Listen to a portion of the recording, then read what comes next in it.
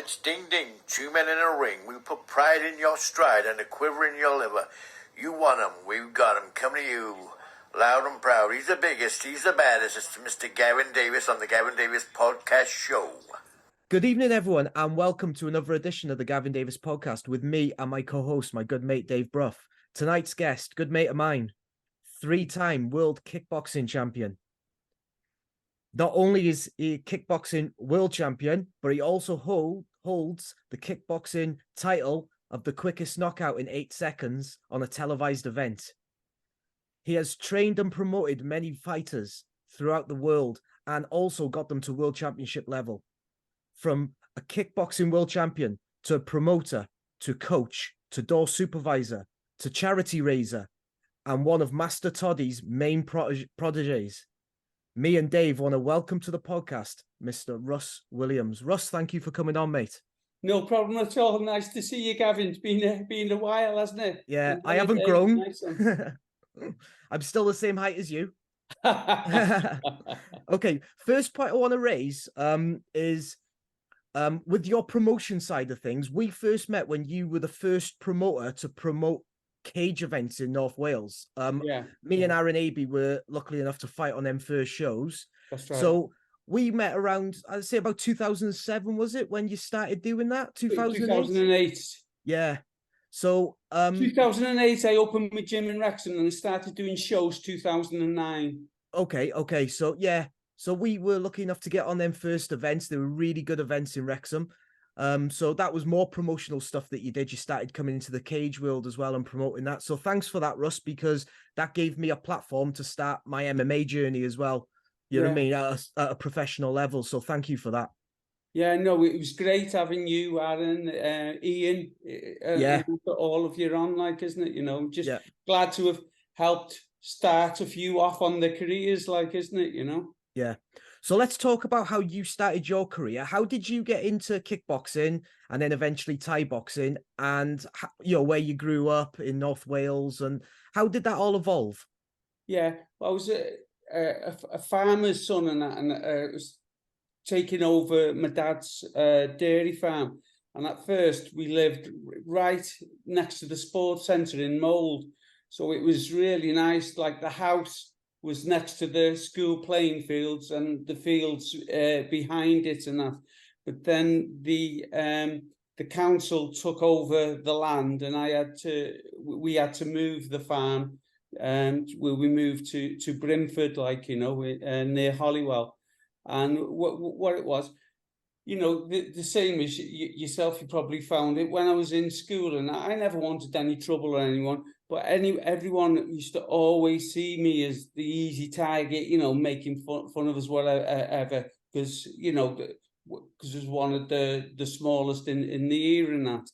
And it got to the stage where I'd either be really victimized or I had to stand up and fight, and that's what I did, stand up and fought. And then from then I was finding that I was getting in fights all the time, and I started going around with my friends in Mould and that, and we were getting involved. And we used to travel with Wrexham and that, like, and got into trouble with that, like, nothing bad, but it was just the wrong environment, and I knew, sort of thing, and got into trouble a few times, went to court a few times and that.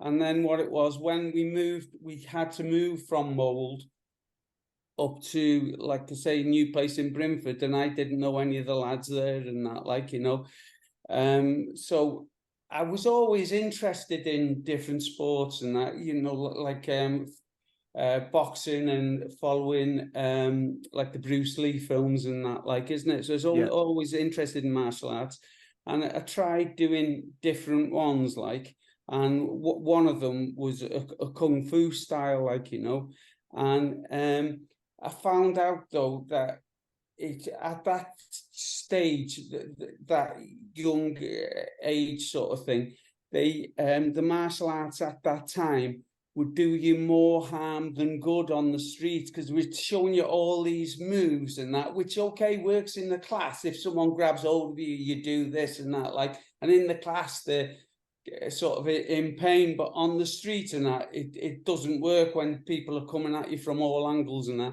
So I started training myself then. I did try other martial arts, like I was saying, that, and what it was that I'd taken over the instructing of the Kung Fu Club, which I hadn't wanted, sort of thing, because, you know, I was only just starting it, but they'd kicked out the instructor and that, and because I was the highest grade, they asked me to take it over. And like I say, so I was trying to learn and that, to be able to teach good and that, like, and then I started, like I say, other martial arts, but I found they didn't benefit me that much at that time, because this is, you know, way before the UFC, mixed martial arts and all that, like, and so I started training the way Bruce Lee properly trained, not in his films now, properly trained, and that's why I'm right-handed, but I fought the right foot in front, yeah, because that was the Bruce Lee style, was that you have your, in a street fight, you need your quickest hand first, sort of thing, like, not like in boxing or kickboxing, we're using your left first, and then you knock them out with the right hand and that. So that's what I was doing in that. And, you know, started making a bit of a name for myself in the areas, and started classes in Holywell and that.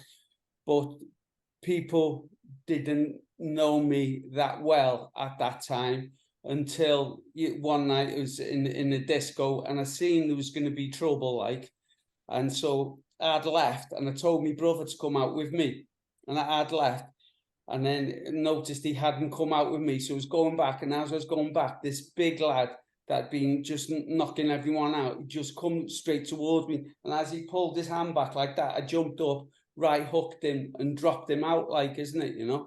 Yeah. And that what sort of made me name in the new area, sort of thing, and gave me a bit of respect. And then other things like that happened. You know, there was one time I sent you the press clipping of it, and that, where it was attacked. There was a gang going around all the different nightclubs. Dave, can we bring that up, please, for the viewers to see?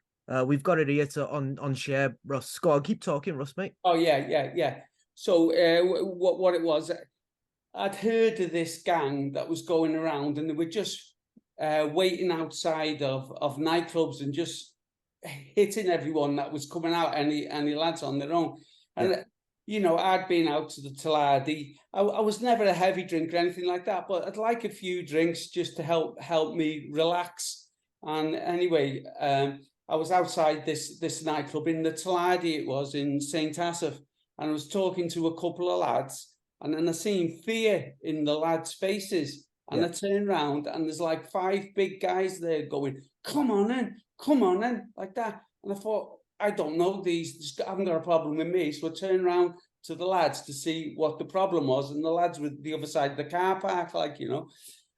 So I turned back around to face these 5, and they started coming at me, and I thought, they haven't got anything against me. I haven't done anything. But then they just come, and like I say, that's one of the things that I found, because I'd, you know, had just a few drinks, me reactions were that slow. And, you know, I was just thinking, as the 5 were coming at me at different angles, which one shall I hit first? And I thought, oh God, no, and just put my hands down and started covering, and then, you know, they were laying into me. But had been started the Thai boxing with Master Toddy and Ronnie Green and that, and I was trained as a fighter. Like, they didn't know me, but I was training as a fighter. So it was used to taking blows and that, like, so it wasn't doing any real damage to me, sort of thing. So and just a couple of points, Russ. Just a couple of points on what you've said there before I put you on to Dave to ask you some questions. First of all, we put the press photo up with your hairdo. Yeah, it's still there. Yeah. You still got hair in them days. What year was this, mate? What, roughly early 80s? No, 90s. yeah. 90s, yeah. So About 92,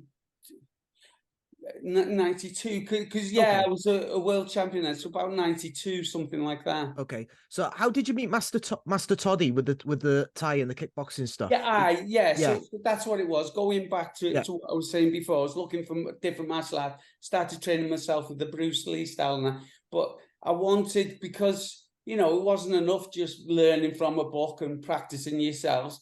So then I seen on a news program about Master Toddy with his gym in Manchester. yeah, So I went there to give it a go and that, and you know what they teach and what I like to teach now, and you know the same as yourself is, you know, if whatever you're taught today will help you in a fight if you were attacked tomorrow, sort of thing, like yeah. not like the other martial arts where you'd have to do it a couple of years to do you any good at all. So that's what I liked about it. It's straight away you're learning to punch, learning to kick, learning to knee and that, like, you know. Yeah. So with that, me and Dave spoke about this the other week, right? It's about your reflexes when you've had alcohol and you're fighting when you've had alcohol. So my question being is that you're like me, you've never been a big drinker. Okay. Yeah, But yeah. I've seen lads fight after 10, 15 pints and it is a shambles, yeah? Yeah. Just talk about how you have kept your reaction time the best you can by not drinking as much when you go out. So literally in your bio, you wrote to me that you didn't want to feel vulnerable. Yeah, Yeah. Because, Just like I explain that. say, there was that time that I was telling you about outside the Tladi where Yeah. they were laying into me. And like I say, after a bit, I stopped, I dropped two of them, like, and the others ran off and that. But then I started thinking, if they'd have had knives or something like that, I'd have been dead, like, isn't it? Do you know what I Yeah. mean? They were hitting me and kicking me and that. Because, like I say, my reflexes were just slow. I turned around and I couldn't think, like, whereas before, if I'd been in a fight, attack, whatever, I'd hit them as they were coming in, like, you know. Yeah. Because it's a total different thing fighting when you've had alcohol to being stone That's cold right. Yeah, sober. it Totally just different. slows your reactions down, and that's you don't see what's coming. You know, there's been quite a few instances. I'm going to bring Dave in because I know Dave's got some questions for you, Russ, mate. Yeah, Hey Russ, Dave. I've been watching some of the footage of you on YouTube, and what struck me was how heavy-handed you are. You know, just a devastating kind of knockout power you had. When did you realize you had that kind of power in your hands, and how did that shape your game? Yeah, well, like I say, I first discovered it was when I was attacked on the street. That was when, you know, you found out it worked for real, like, you know. But in the ring and that, it was funny. I'd injured both of my thumbs in training for one fight, like, and this guy had 4 knockouts, like, you know, for first round knockouts. It injured my thumbs in training. And even on the warm-ups before the fight, I couldn't hit properly because of me thumb on the pads, like. But like I said, I'm not one to pull out of a fight. And with the adrenaline and that, it takes over. And, you know, he just come at me and a bang, right hooked him. And that was it. I knocked him out. And that was my first knockout. And then after then, you know, started building up. But then what happened then was the fighters that were coming against me knew that I had the right hook. So then I had to change my tactics and that, going in with the low kicks and things like that, and using my left hand and that to disguise my right hook, like, you know. But just to follow that, I mean, those low kicks were devastating as well. Were they specifically setups for the right hook, or, I mean, how did you train those kicks? Were there drills or conditioning drills that got your legs into that Yeah, kind of shape? you've got to condition your shins, like, just in case you clash shin on shin, or if he blocks it with his knee, whatever. But what it was, because I was southpaw and that, and nearly all fighters at that stage, they'd only defend their front leg. So with me being southpaw, what I learned was you could get to the back leg, and that's what I was training in that Master Toddies he was helping me with, was getting the back leg. So they'd lift the leg up, ready to defend, and then I'd reach around and connect with my left leg to their right leg, you know, and that is much more painful for them because that's the leg they've got all their weight on, like, you know. And then, like I said, I'd be catching them with that, and then that would open them up for the left straight or you know, or other techniques, like, you know. Yeah, your highlight reel, Russ, is really impressive. Your highlight reel on your knockouts. Oh, cheers, yeah. Dave, have you got anything else that you want to touch on there? No, pass back to you, Gav. What I want to talk about, Russ, briefly, is that fight you had in some of your fights, your highlights, right? That I remember talking about you years ago about this. That fight you had in Amsterdam. Yeah. When that lad had you in the clinch and he was near you and you hit him with the right hook. Yeah. And he was like Bambi on ice. Yeah. He was gone, right? That as I say, the power in them hands, you lit him up like a Christmas tree. What were your memories of that? And also, if then you can go on about when you fought Valderez and Rocco and all them, your highlights from your fighting career, mate. Yeah. Well, that in Amsterdam, he was like 3 weight groups higher than me. You could see he was a lot taller than that. And, you know, I was doing all right in the first round and that. Then in the second round, he caught us with a head kick and then came in with the knees, pulled me head down and kneed me right on the nose, like, and that like dazed me a bit.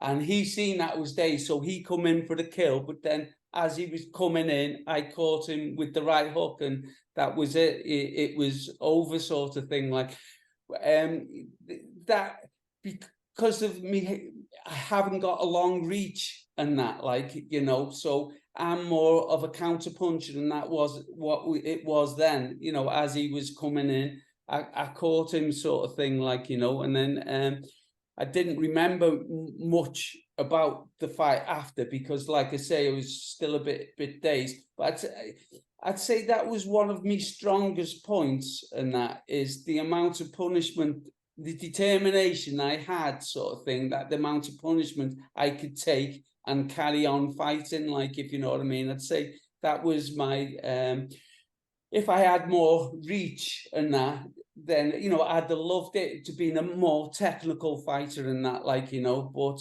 you know, you are what you are, like, isn't it, you know? Yeah, definitely. Anything for you, Dave?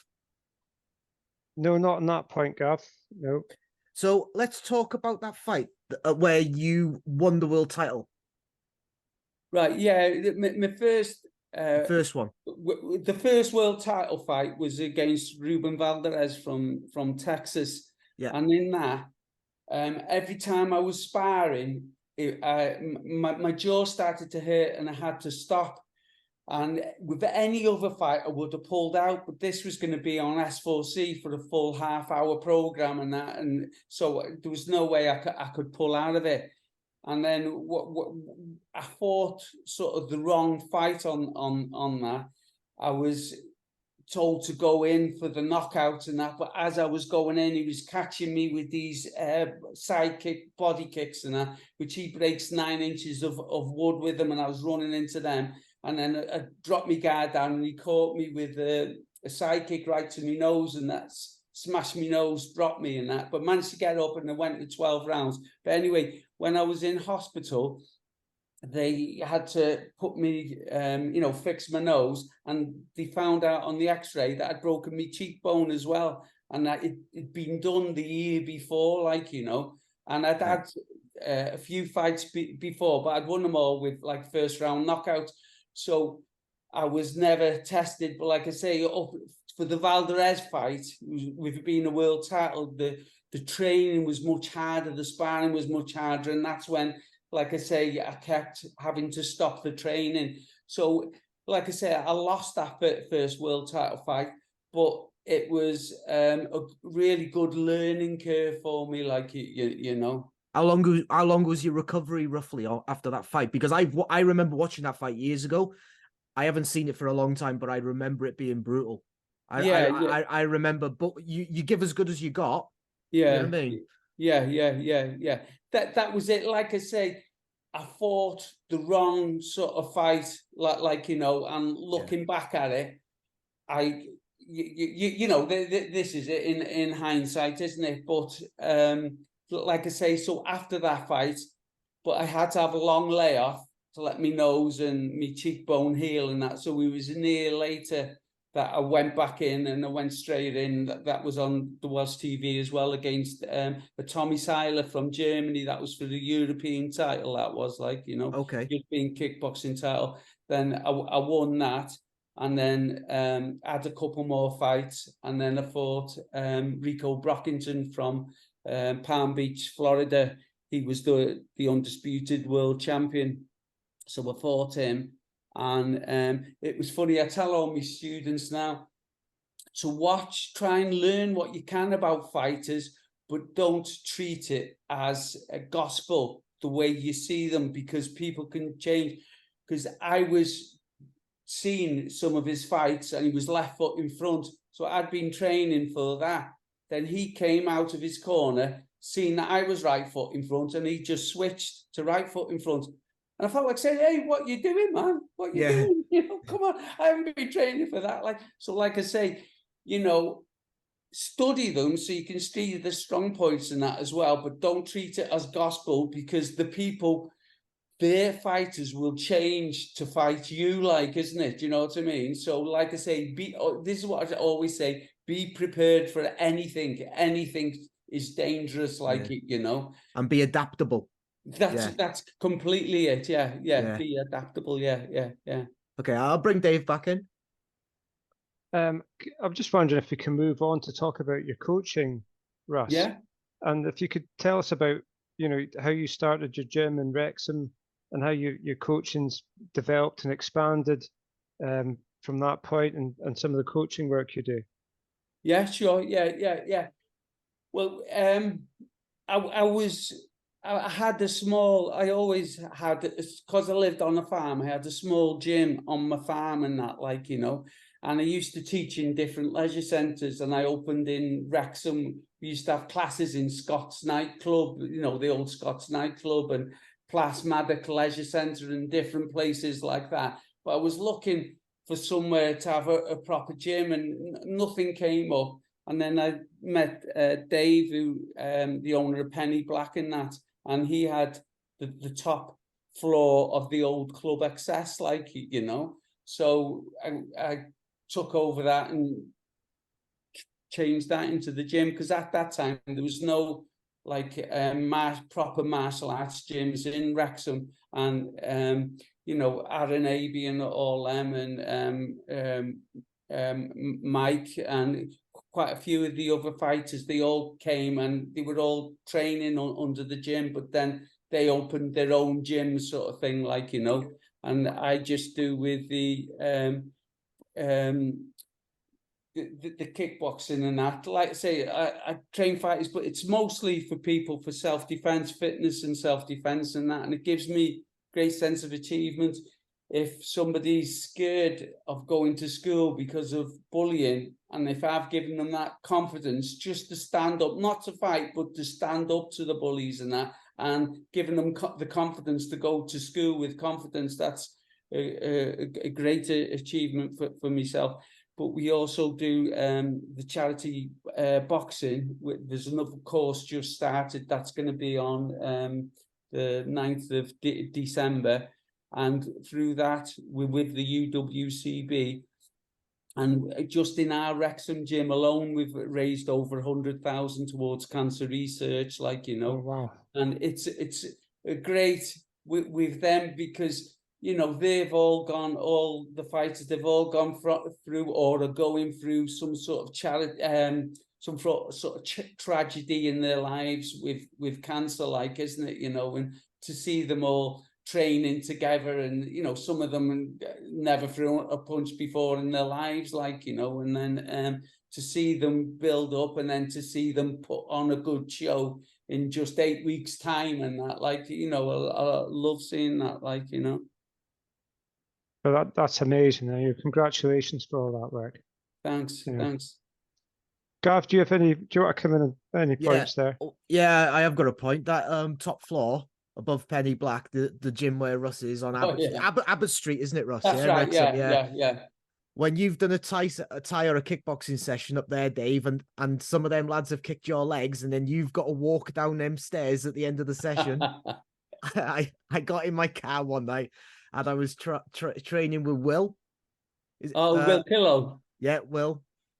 And he caught me with 3 or 4 kicks. My leg was dead, and I had a date, right?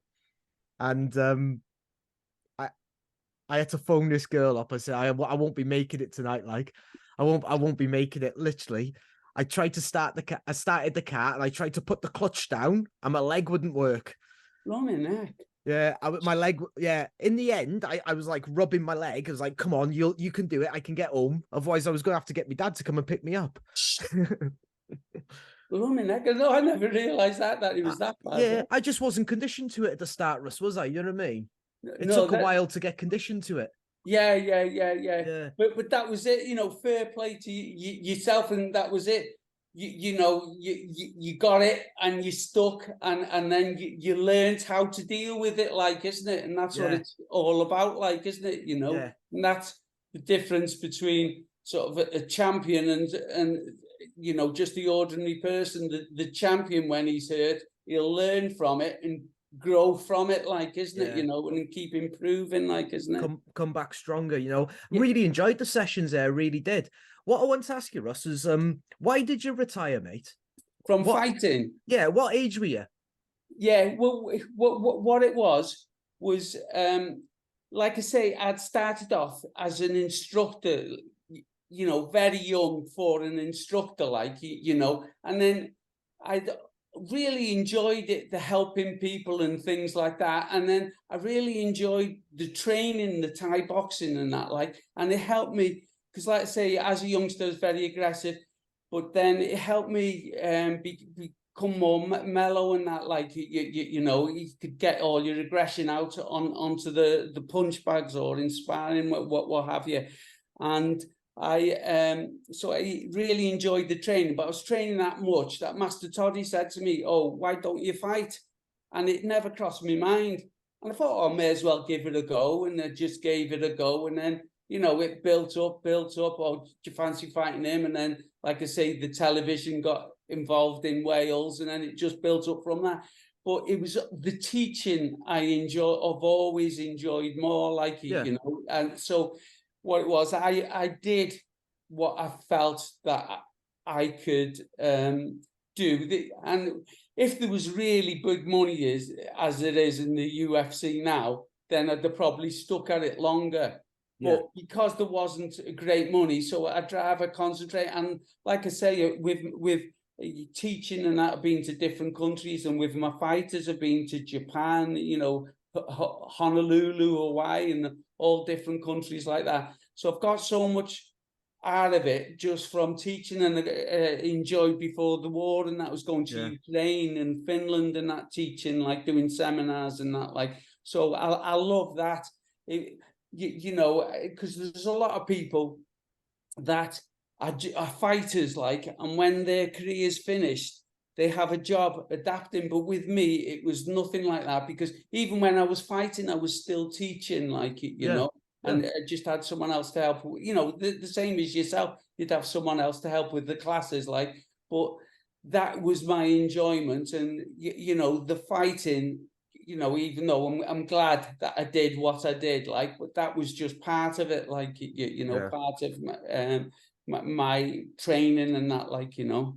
What was your weight cutting like? Because I read earlier on that picture you sent me with all the world champions. Oh yeah, that you're fighting at 55 kilo at one stage. Yeah. So what were your weight cuts like, mate? Oh, bad. Yeah. But like I say, that's just part of the, you know, there's the same, you know, all the top. It's a part of fighting. It's part of the thing. And if you're getting rewarded that much, you know, financially and that, then, you know, it's part of the job and you'll do it. It was a big job. And that was one thing with the Valdez fight as well, was that I'd got my weight down for the fight. That was at 57 kilos, that was for the featherweight title. But I'd got my weight down, and then what I did was I ate a big meal, and I forgot that your digestive system, because you've been on a diet and that, it slowed right down. So this is what I say to all fighters now. You know, if you get down to the weight, then once you've passed the weight, just a little and often, because what it was, I had a big meal, and it was still, my stomach was bloated the next day. And like I say, when he caught me with the sidekick there, like, isn't it? Do you know what I mean? That I run into, and you know, that's you know, felt the real pain. So, like I say, it's all a learning curve, like, you know.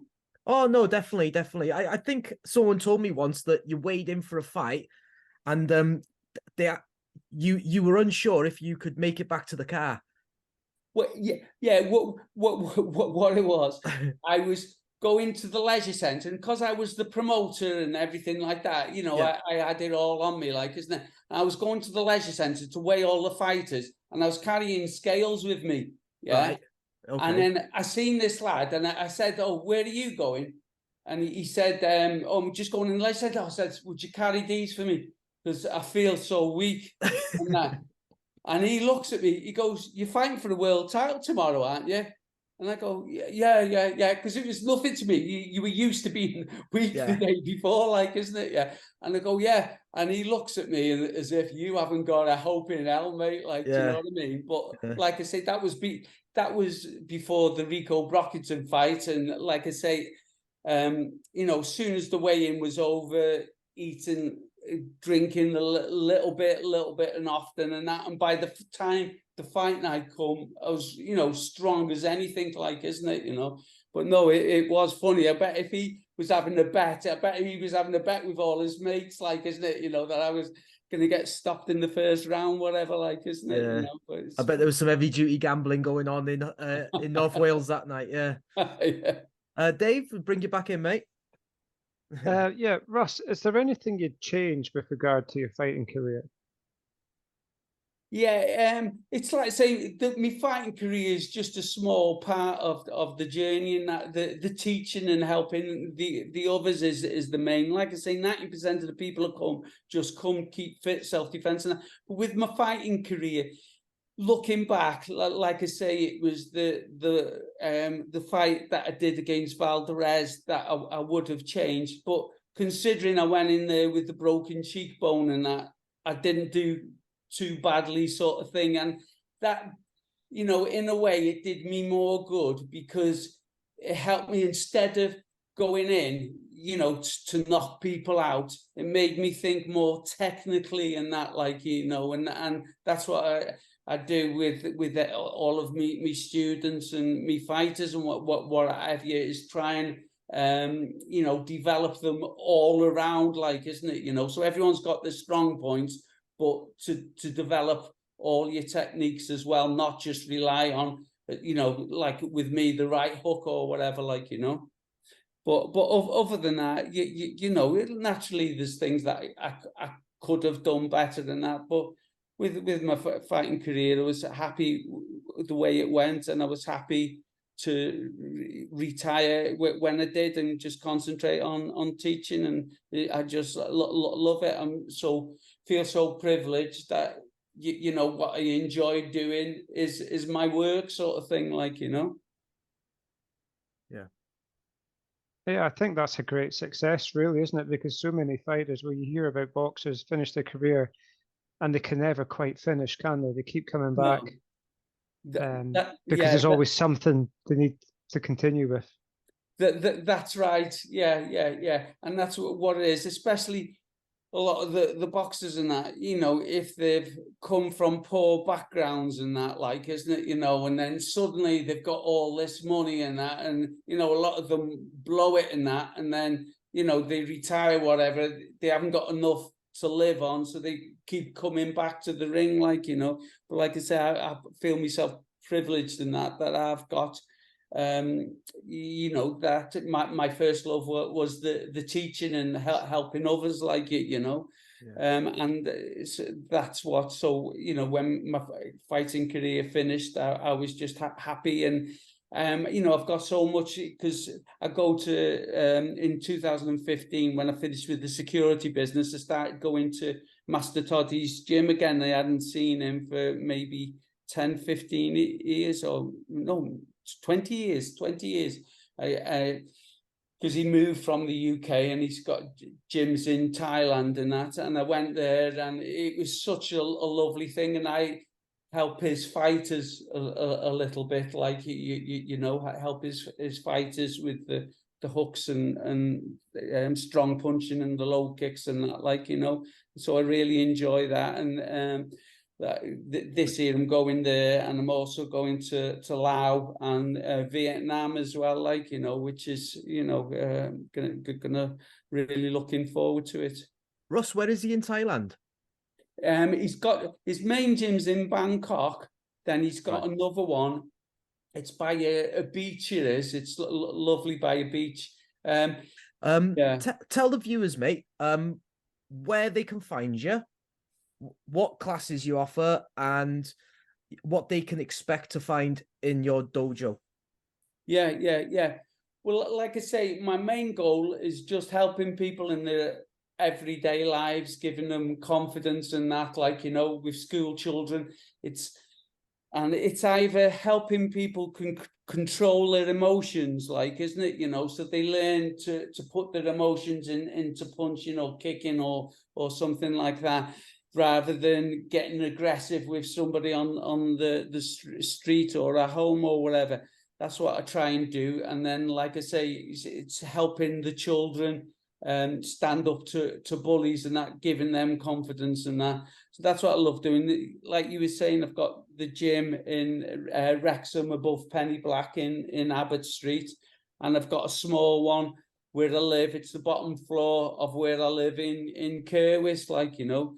So I teach there, but and like I say, I enjoy going around giving seminars and things like that, like, you know, just with my techniques and, you know, what I've taught my fighters in the past and that, like, because yeah, you know, so just enjoy that, the traveling around and that, like, you know. Cool. We're going to bring the podcast to a close now, Russ. Yeah. Dave, is there anything that you want to say to Russ to finish with, mate? Just thanks very much, Russ. It's been a real pleasure talking to you. I've enjoyed learning about your work and your fighting. It's been inspirational. Cheers, Dave. Yeah, that's the trouble.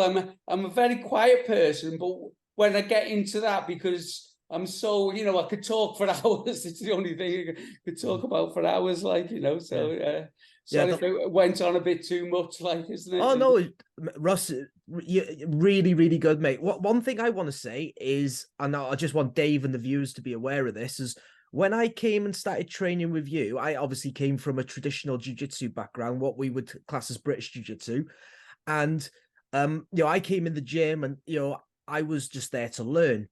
And it's quite challenging when people are hitting you and kicking you. And you never judged me. You used to take me in the ring and we would work. You would stand on the edge of the ring apron and you would give me coaching. You would give me advice that I needed at the time that I needed it. And you'd work on basics with me and build me up. And I really appreciate that time you spent with me, Russ. Thank you. Oh, no, that's great, Gav. It's so nice to hear. This is what I do it for. Like I say, it's just, you know, I've just helped you, and I know I helped Ian and that a bit as well, putting on the promotions and that. So I just helped the sport that little bit, and it gives me such, you know, when yourself and that appreciate it, because it's surprising. There's a lot of people that you do a lot for, and they don't appreciate it, like, isn't it? You know, so it's so nice, you know, to hear that, Gav. Like, and look where Aaron Abbey is now. Aaron Abbey's fighting for a world title in 2 weeks. Yeah, as I say, the amount of people you helped, you know, it's much appreciated, mate. Thank you for your time. Oh no, cheers, Gav. And that was it, because, like I say, I was the first in Wrexham to have that type of gym, and the other ones came to me, and they, you know, I was hoping we'd stay more and people would use my gym more, if you know what I mean, the different classes, the different nights, but they all went out and opened their own gyms and that, like, so I was glad that I gave them the confidence to do that, like, isn't it? Yeah. You know what I mean? You know, and you know, they're all successful and you're all bringing your own fighters up and that now, so it's great, like, yeah. Well, keep up the good work, Russ. Cheers. For the viewers out there, give us a like, give us a share, have a look what Russ is doing on the internet as well. You can find him on Facebook. You can find, are you on Instagram, Russ? Yeah, a bit. I don't do much with it, but it comes automatically now, Yeah. doesn't it, from Facebook? Yeah. I do mostly on Facebook, yeah. Mostly Facebook, everyone. We're on Instagram. We're also on TikTok. So you can give us a like, give us a share, give us a subscribe on YouTube, everyone. Okay, thank you. Good night. Yeah, nice one, Gav. Right.